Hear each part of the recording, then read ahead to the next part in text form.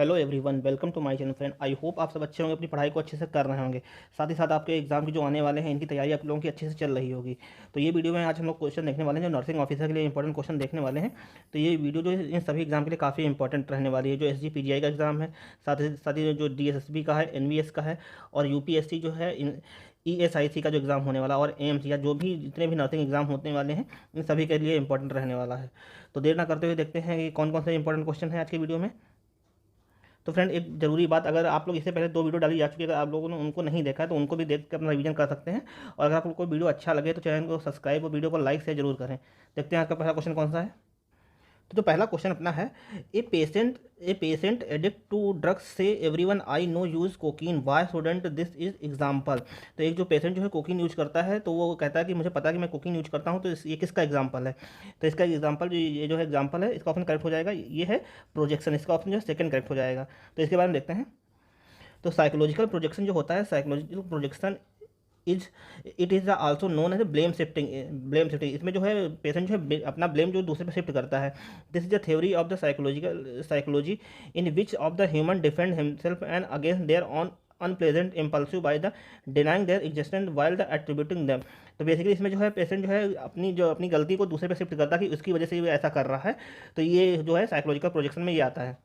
तो यहाँ पे इसका एग्जाम्पल भी दिया हुआ, जैसे a person who is rude. अगर कोई पर्सन रूड बिहेव खुद करता है तो वो लोगों को भी कहता कि लेकिन वो शिकायत करता कि सामने वाला जो है रूड पर्सन है। तो ये जो है एग्जाम्पल जो है ये साइकोलॉजिकल प्रोजेक्शन का एग्जाम्पल है जो यहाँ पे दिया हुआ है। तो आप लोग इसको देख सकते हैं। नेक्स्ट क्वेश्चन देखते हैं। नेक्स्ट क्वेश्चन है, the immunity transfer by the maternal antibodies across the placenta is called. तो ये जो इम्यूनिटी जो ट्रांसफर होती है जो मेटरनल एंटीबॉडी जो क्रॉस होती है प्लेसेंटा के थ्रू बच्चे में जाती है, तो इसको क्या कहा जाता है, इस एंटीबॉडीज को क्या कहा जाता है। तो ये जो एंटीबॉडी जो क्रॉस करती है प्लेसेंटा के लिए, तो ये इम्यूनिटी जो ट्रांसफर होती है तो इसको जो कहा जाता है पैसिव इम्यूनिटी कहा जाता है। इसका ऑप्शन जो है फर्स्ट करेक्ट हो जाएगा। तो इसके बारे में देखते हैं कि पैसिव इम्यूनिटी क्या होती है, एक्टिव इम्यूनिटी क्या होती है, इनके बारे में देखते हैं। तो जो इम्यूनिटी होती है, the capacity of the body is protect from the infection agents and their harmful substance such as bacteria, virus, chemical, toxic and ETC। तो ये इम्यूनिटी जो होती है जो हमें बाहर के इन्फेक्शन से बचाती है, साथ ही जो हार्मफुल बैक्टीरिया या वायरस होते हैं इनसे जो बचाती है जो हमारे शरीर को, तो इसको इम्यूनिटी कहा जाता है। तो हमारे इम्यून सिस्टम में जो सेल कार्य करते हैं वो जो होते हैं ये 3 टाइप के होते हैं। फेगोसाइट सेल होते हैं, T सेल होते हैं, B सेल जो होते हैं ये हमारे इम्यून सिस्टम में सेल होते हैं जो हमें इम्यूनिटी प्रदान करते हैं। तो यहाँ पे टाइप ऑफ इम्यूनिटी दिए हुए कि इम्यूनिटी के कौन कौन से टाइप होते हैं। तो इम्यूनिटी 2 प्रकार की होती है, एक तो होती है एक्टिव इम्यूनिटी, एक होती है पैसिव इम्यूनिटी। तो एक्टिव इम्यूनिटी में जो होते हैं antibodies are the formed within the body. तो एक्टिव में जो है एंटीबॉडी जो बनते हैं ये बॉडी के अंदर बनते हैं। तो ये जो नेचुरल एक्टिव इम्यूनिटी और एक्वायर एक्टिव इम्यूनिटी, ये जो है सारे एग्जाम्पल जो है एक्टिव के हैं। तो आप लोग इनको वीडियो रोक करके इनको पढ़ सकते हैं कि किसमें क्या दिया हुआ है। आगे देखते हैं जो पैसिव इम्यूनिटी उसमें क्या क्या एग्जाम्पल दिए हुए हैं उनके बारे में देखते हैं। तो जो पैसिव इम्यूनिटी होती है, the antibodies are required from the source of other than individual body. तो ये इनके जो सोर्स होते हैं हमको बाहर से लेने होते हैं। ये हमको पैसिव इम्यूनिटी, जैसे जो इम्यूनाइजेशन किया जाता है ये किसी बीमारी के लिए, ये सब कुछ जो आता है ये पैसिव में आता है। तो ये भी 2 टाइप के होते हैं, ये होते हैं नेचुरल पैसिव इम्यूनिटी और एक्वायर पैसिव इम्यूनिटी।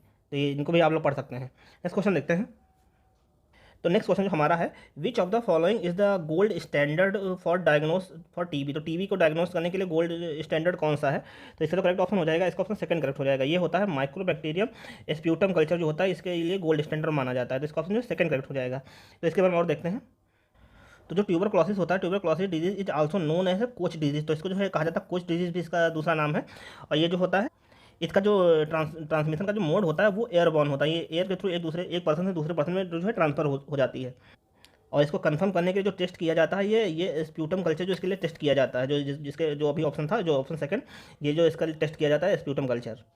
और टीबी जो है ये बैक्टीरियल डिजीज़ है और इसका जो बैक्टीरिया होता है माइक्रोबैक्टीरियम ट्यूबरक्लोसिस जो है ये बैक्टीरिया होता है, जिसकी वजह से जो है मनुष्य को टीबी होती है। नेक्स्ट क्वेश्चन देखते हैं।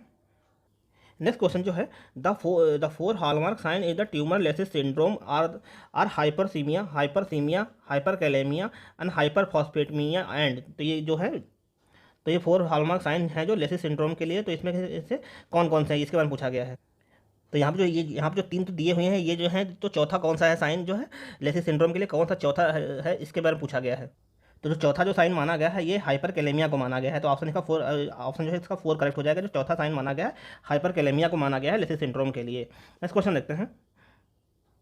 तो नेक्स्ट क्वेश्चन जो हमारा है, According to the SMART economy, what objective are defined is the project management, employee performance management and the personal development example।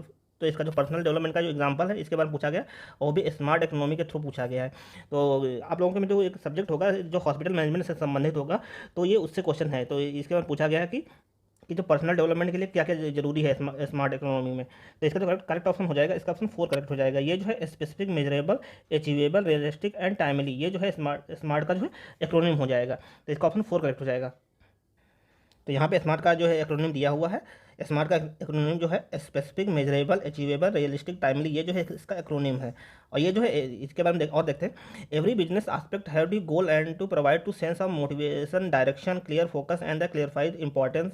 The business are providing themselves with the target and aim to by setting goals. A smart goal created by offers the set have be good way to construct the effective market plan।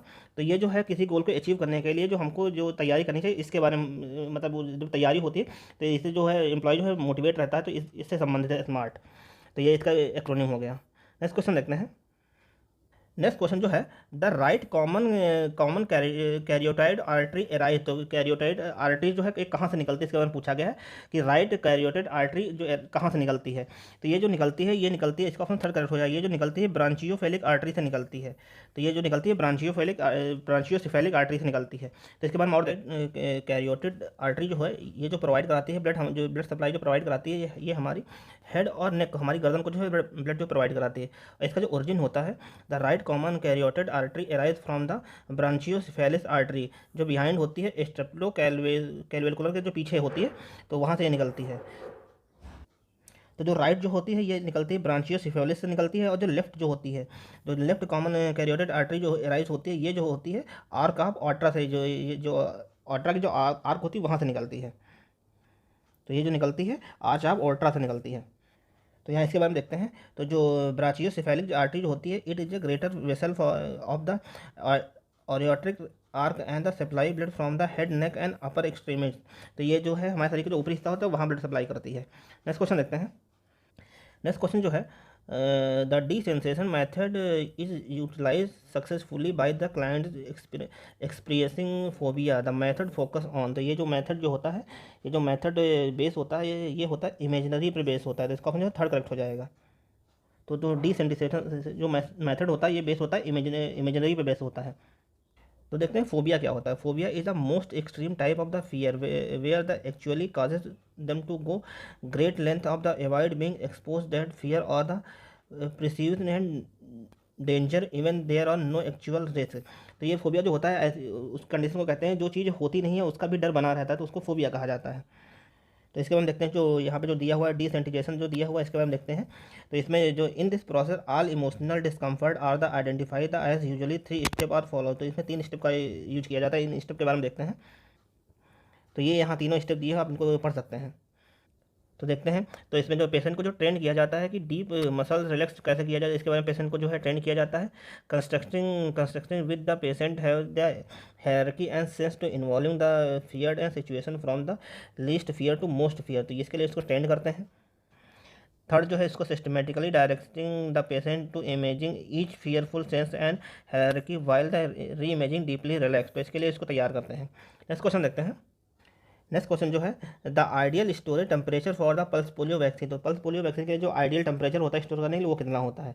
तो ये जो होता है इसका option 2 correct हो जाएगा। ये होता है -20 डिग्री सेल्सियस, इसके लिए आइडियल टेम्परेचर होता है पल्स पोलियो वैक्सीन को स्टोर करने के लिए। तो इसके बाद हम और देखते हैं। तो जो पल्स पोलियो वैक्सीन होती है, वैक्सीन को प्रोटेक्ट, ये जो होती है प्रोटेक्ट एजेंट्स जो होती है पल्स पोलियो इन्फेक्शन, इससे जो पल्स पोलियो के इन्फेक्शन से ये हमको बचाती है। और जो ये जो पल्स पोलियो वैक्सीन है, जो इसको डेवलप जो किया था डॉक्टर जोनास साल्क ने इसको डेवलप किया था। और इसका जो फर्स्ट यूज स्टार्ट हुआ था ये 1955 से इसका यूज स्टार्ट हो गया था। तो यहाँ पे इसका जो स्टोरेज टेम्परेचर दिया हुआ पल्स पोलियो वैक्सीन का ये दिया हुआ है -20 डिग्री सेल्सियस जो है स्टोरेज टेम्परेचर है। और यहाँ पे एक मोस्ट इंपॉर्टेंट बात है, ये जो पल्स पोलियो जो वैक्सीन होती है ये 2 टाइप की होती है। तो इसके बारे में देखते हैं कौन कौन से। तो फर्स्ट जो है IPV होता है, सेकंड जो होता है OPV होता है। तो इनके बारे में देखते हैं क्या क्या है। तो यहाँ पे IPV और OPV के बारे में बताया गया है। तो जो IPV वैक्सीन जो था इसको जो डेवलप किया था डॉक्टर जोनास साल्क ने इसको डेवलप किया था। और OPV को जो डेवलप किया था ये अल्बर्ट साबिन जो थे इन्होंने इसको डेवलप किया था। तो जो IPV होता है इसमें इनएक्टिव जो पोलियो वायरस का यूज किया जाता है, और जो OPV होती है इसमें जो है एक्टिव का यूज किया जाता है, इसलिए इसको जो कहा जाता है लाइव वैक्सीन कहा जाता है, और IPV को जो कहा जाता है किल्ड वैक्सीन कहा जाता है। IPV का जो यूज पहले स्टार्ट हुआ था ये 1955 में स्टार्ट हुआ था, और OPV का 1961 से स्टार्ट हुआ था।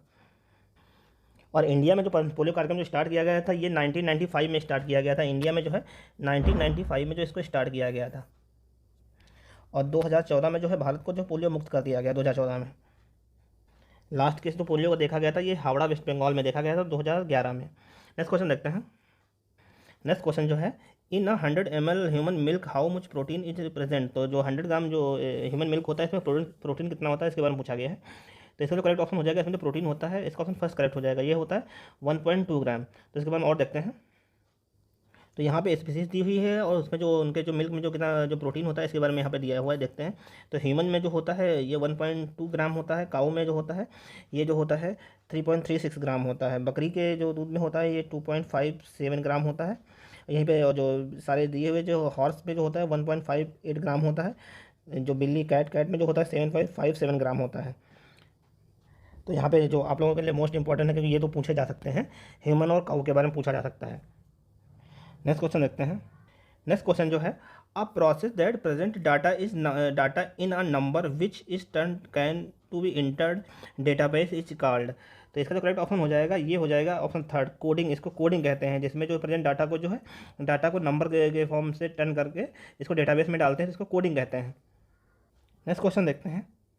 तो यहाँ इसके बारे में देखते हैं, अ process that present data is number which in turn can be entered into the database is called coding. Coding क्या होता है? Coding means writing high level language like program and each program has be process that has task. These tasks may be data handling or data manipulation in the database। तो ये सब जो होते हैं coding में आता है। तो हमारा जो करेक्ट ऑप्शन था ये हमारा कोडिंग था। नेक्स्ट क्वेश्चन देखते हैं। नेक्स्ट क्वेश्चन जो हमारा है, which of the following term refers that to extend to which the result of study can be disseminate in the larger population. तो दो disseminated in the larger population, तो इसको जो क्या कहा जाता है?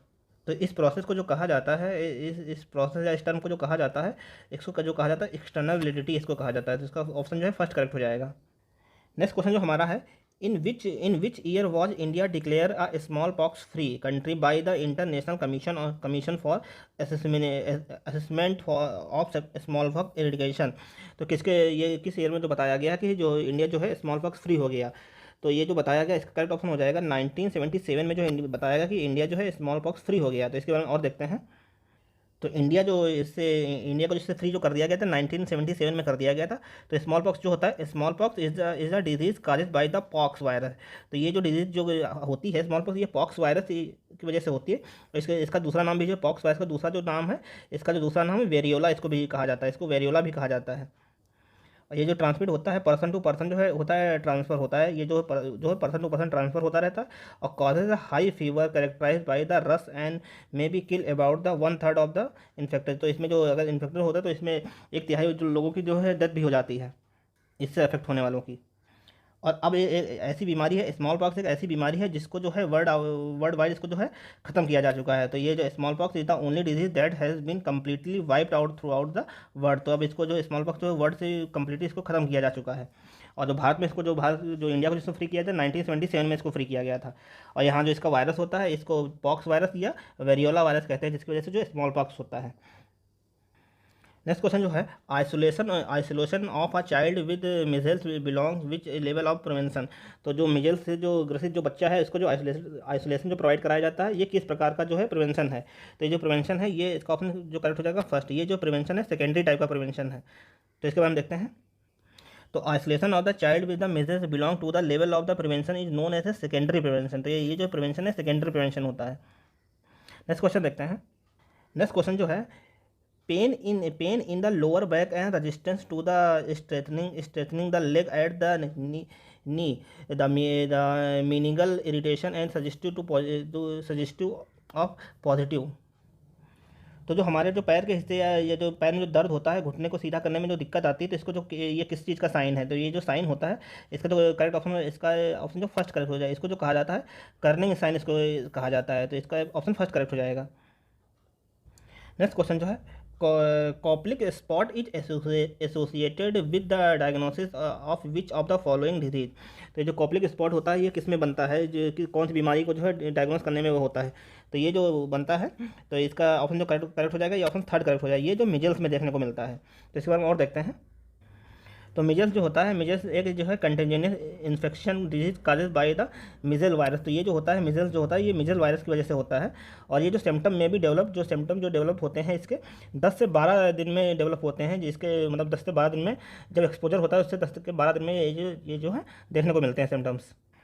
तो इसके जो मेजर सिम्टम होते हैं ये होते हैं, इस सिम्टम में जो फीवर आता है, इन्फ्लेमेशन हो जाती है, और जो इन्फ्लेमेशन ऑफ द आई, जो आंखों में जो सूजन देखने को मिलती है, साथ ही जो होता है कॉप्लिक स्पॉट भी देखने को मिलते हैं। तो ये जो कॉप्लिक स्पॉट होते हैं ये मिजल्स से संबंधित है। और मिजल्स जो होता है ये ड्रॉपलेट इन्फेक्शन है। तो ये मिजल्स जो है ये ड्रॉपलेट इन्फेक्शन है। यहाँ पे जो एक ऑप्शन दिया हुआ था चिकन पॉक्स, तो इसके बारे में देखते हैं, क्योंकि इससे पहले जो हम लोगों ने स्मॉल पॉक्स देखा था ऑप्शन में, तो यहाँ पे चिकन पॉक्स के बारे में दिया हुआ है। तो जो चिकन पॉक्स जो होता है ये भी इन्फेक्शन के थ्रू होता है, और इसके लिए जो रिस्पॉन्सिबल होता है वेरिसेला जोस्टर जो वायरस होता है वो रिस्पॉन्सिबल होता है। जबकि जो वहाँ पे जो स्मॉल पॉक्स था वहाँ पे वेरियोला था, जबकि यहाँ चिकन पॉक्स में जो वेरिसेला जोस्टर है। तो ये यहाँ पे आप याद रखिए कि जो चिकन पॉक्स के लिए है वेरिसेला जोस्टर है, और स्मॉल पॉक्स के लिए वेरियोला था, जिसको पॉक्स वायरस भी कहते थे।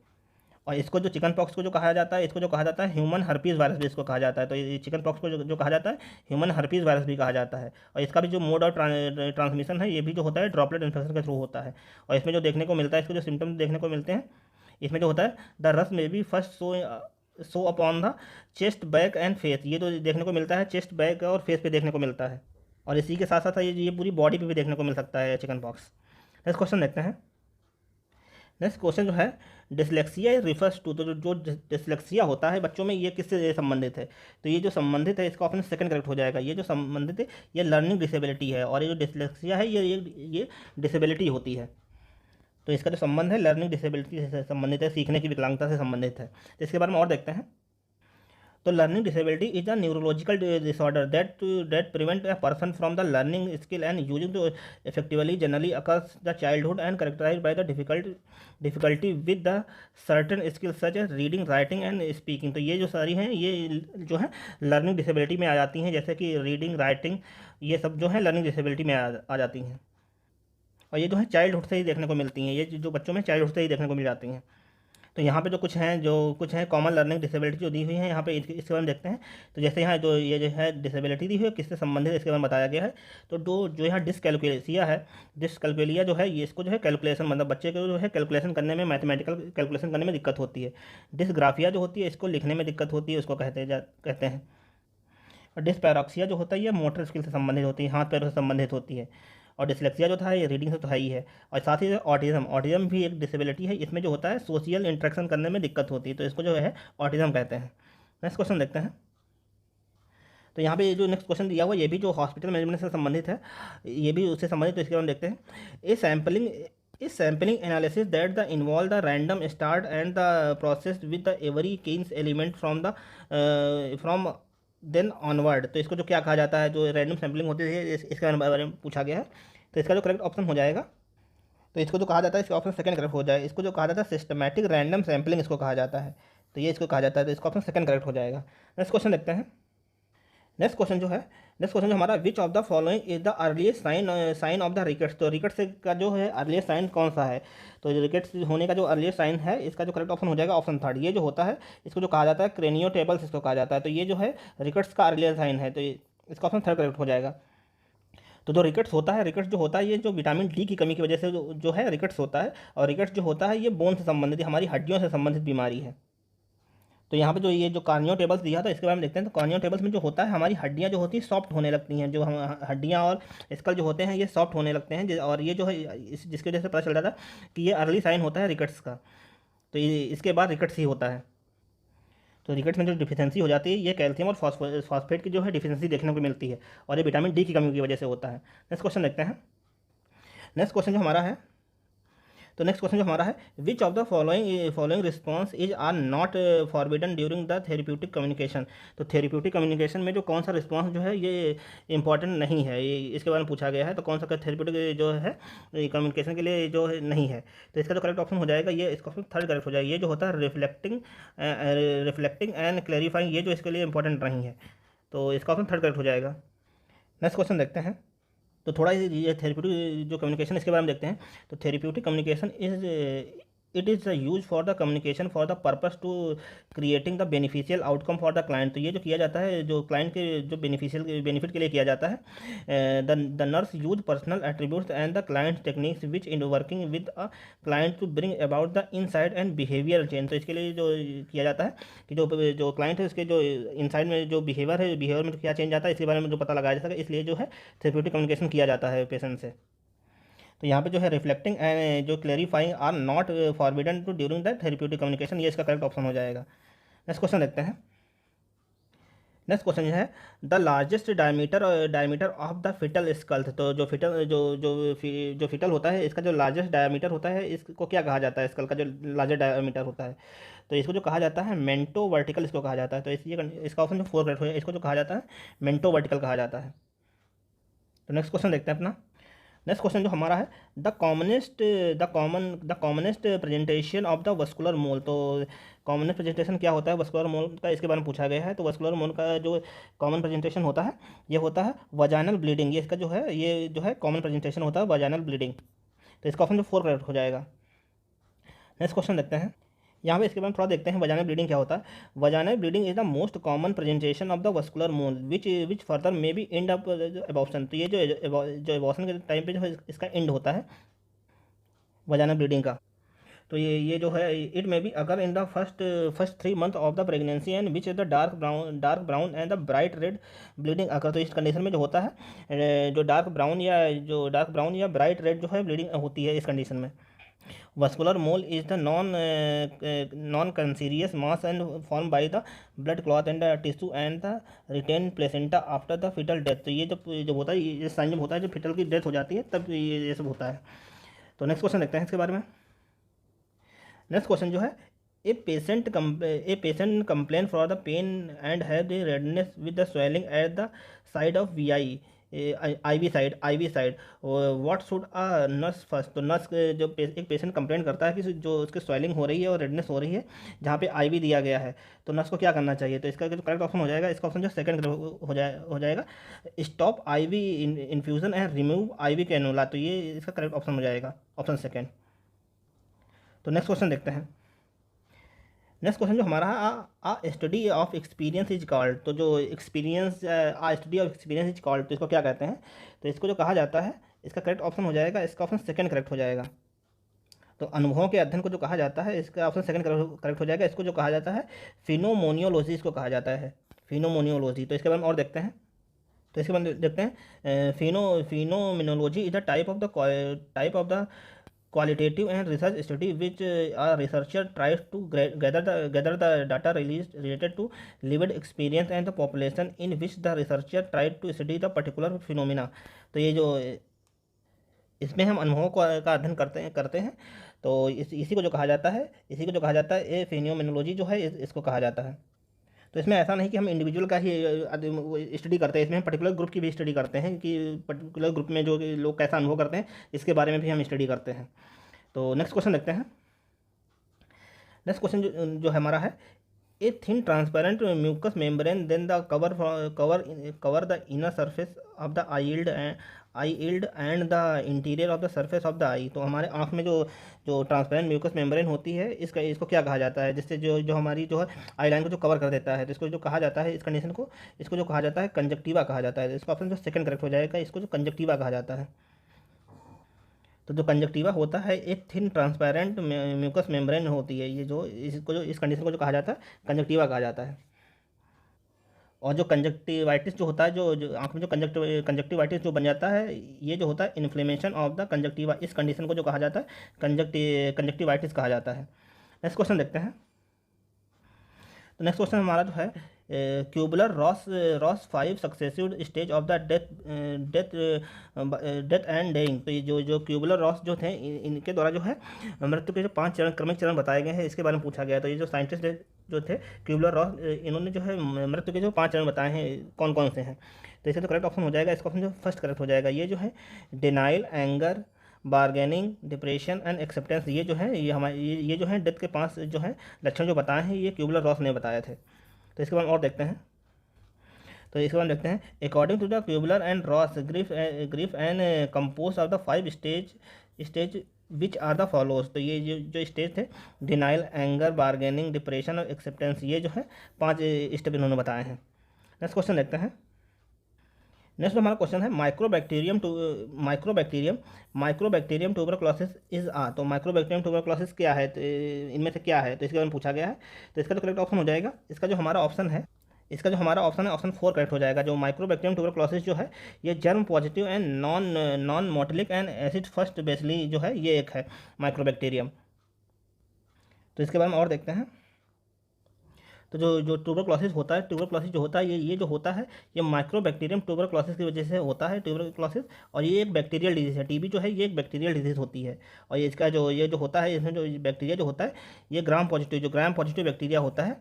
और ये ग्राम पॉजिटिव बैक्टीरिया होता है। और ये जो होता है एरोबिक और नॉन एरोबिक होता है। एरोबिक एंड नॉन स्पोरुलेटिंग और नॉन मोटिलाइज जो होता है, ये बैक्टीरिया होता है, जिसके बारे में ऑप्शन में दिया हुआ था।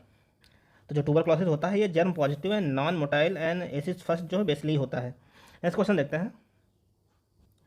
नेक्स्ट क्वेश्चन जो है, which option is describe the orthopnoea. तो ऑर्थोपेनिया को कौन सा ऑप्शन जो है डिस्क्राइब करता है, तो इसका करेक्ट ऑप्शन हो जाएगा, इसका ऑप्शन फर्स्ट करेक्ट हो जाएगा, ये ability to breathe only upright and sitting और स्टैंडिंग पोजिशन। तो ये इसका करेक्ट ऑप्शन हो जाएगा जो ऑर्थोपेनिया का। नेक्स्ट क्वेश्चन देखते हैं। तो जो ऑर्थोपेनिया होता है, इसके बारे में देखते हैं। Orthopnoea is not a condition, is a symptom. तो ये कोई कंडीशन, ये एक सिम्टम होता है। It has the type of the dyspnoea that the usually occur when the person is laying down. तो ये कंडीशन तब आती है जब पर्सन लेटा हुआ होता है, उसको सांस लेने में दिक्कत होती है। और इस कंडीशन में जो पर्सन है, सांस लेने में दिक्कत होती है, लेट के उसको सांस लेने में दिक्कत होती है।